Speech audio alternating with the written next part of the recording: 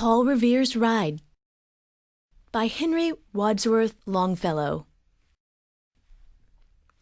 Listen, my children, and you shall hear of the midnight ride of Paul Revere. On the 18th of April in '75, hardly a man is now alive who remembers that famous day and year.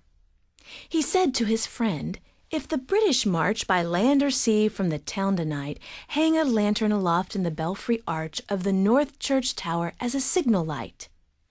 1 if by land, and 2 if by sea, and I on the opposite shore will be, ready to ride and spread the alarm through every Middlesex village and farm for the country folk to be up and to arm."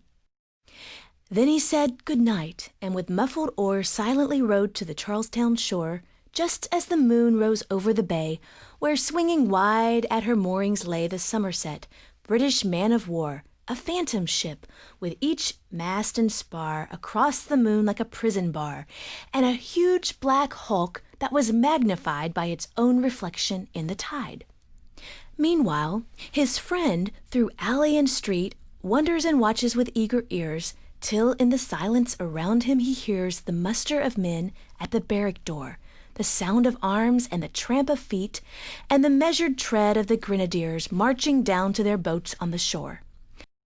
Then he climbed the tower of the old North Church, by the wooden stairs with stealthy tread, to the belfry chamber overhead, and startled the pigeons from their perch on the sombre rafters, that round him made masses and moving shapes of shade, by the trembling ladder, steep and tall, to the highest window in the wall, where he paused to listen and look down a moment on the roofs of the town, and the moonlight flowing over all.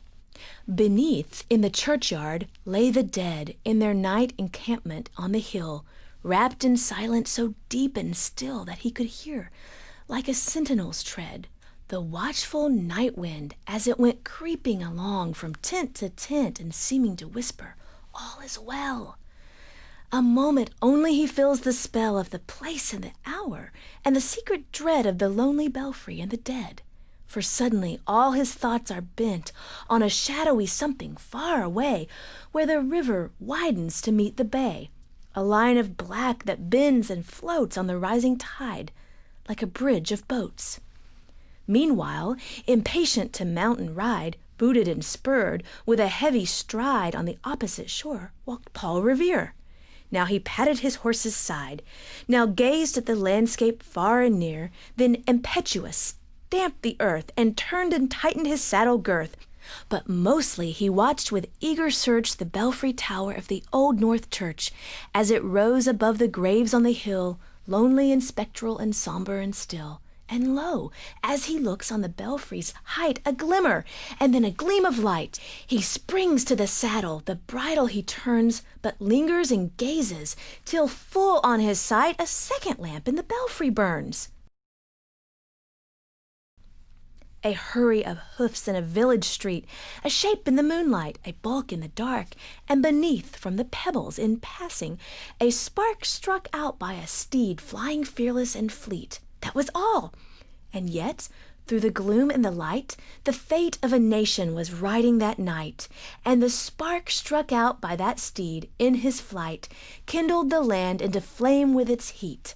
He has left the village and mounted the steep, and beneath him, tranquil and broad and deep, is the mystic, meeting the ocean tides, and under the alders that skirt its edge, now soft on the sand, now loud on the ledge, is heard the tramp of his steed as he rides.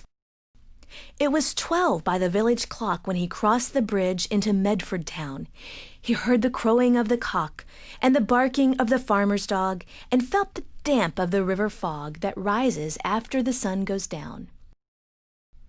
It was 1 by the village clock when he galloped into Lexington. He saw the gilded weathercock swim in the moonlight as he passed, and the meeting-house windows, blank and bare, gaze at him with a spectral glare, as if they already stood aghast at the bloody work they would look upon.